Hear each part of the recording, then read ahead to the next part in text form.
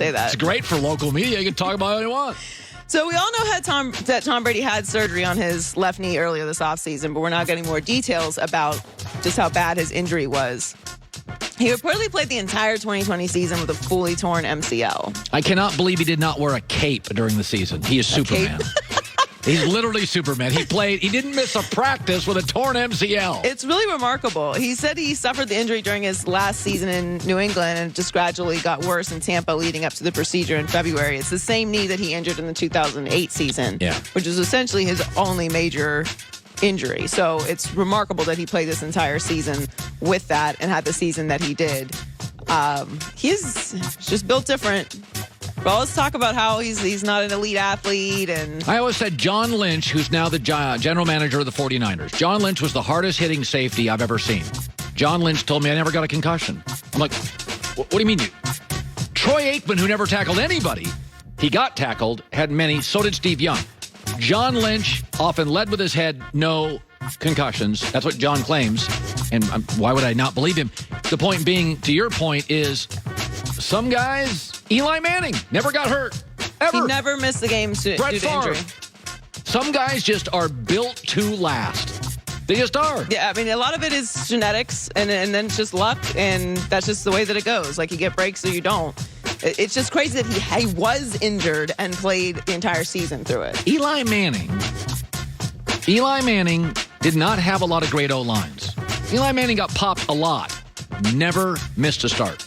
Like that, and by the way... Yeah, it's why I defend Eli Manning so much. Well, let's talk about he's not a Hall of Famer. I'm like, dude never missed a game due to injury as a quarterback. And beat Brady twice in the Super Bowl. That's a Hall of Famer. Come on. The only reason he didn't start was because they pulled that nonsense taking him out of the starting lineup because he wasn't playing well. Ridiculous. Crazy. Joy with the news.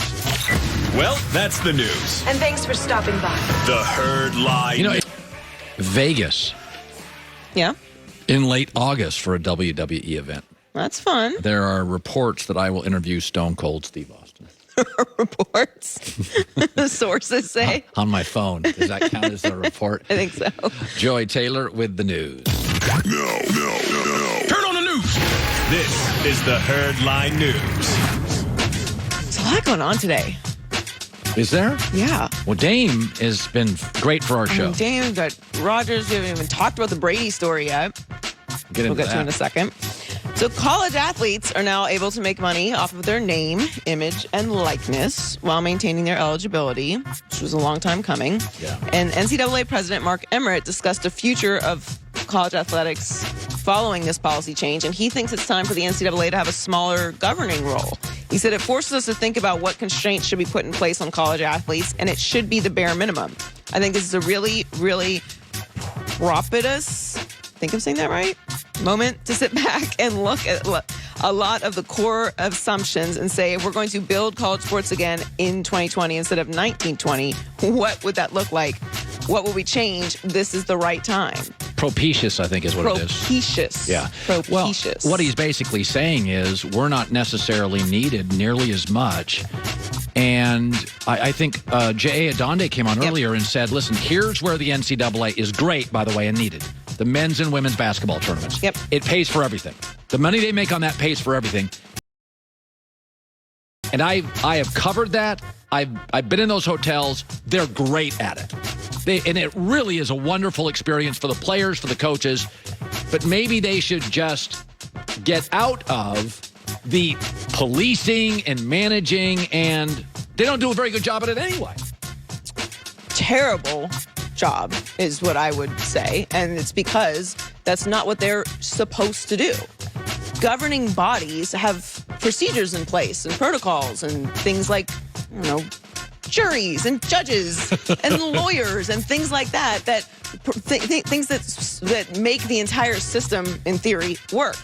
When you just have a governing body that's just making decisions and rules and mostly being reactionary to things, as you mentioned with J.A. Adonde, it's usually just reacting to a story that the media has reported. Yeah. I mean, I can think of so many situations, but I mean, just the Miami situation was an utter disaster. Like, you had all of these sanctions on the school because of a booster, And then you messed up the investigation, and then the sanctions never even came down. So you just had this cloud of darkness over the school and couldn't get recruits for years, and then nothing even happened. And then at one time, the NCAA had an athletic director or somebody connected to the University of Miami giving basically USC the death penalty for Reggie Bush, but then giving Miami in that story a slap on the wrist. And I know people out west were like, timeout. Yeah. You can't have somebody from the University of Miami on the board making up the stipulations and rules. Right, no, it's chaos. And you get a pass and we get the death penalty, essentially. So,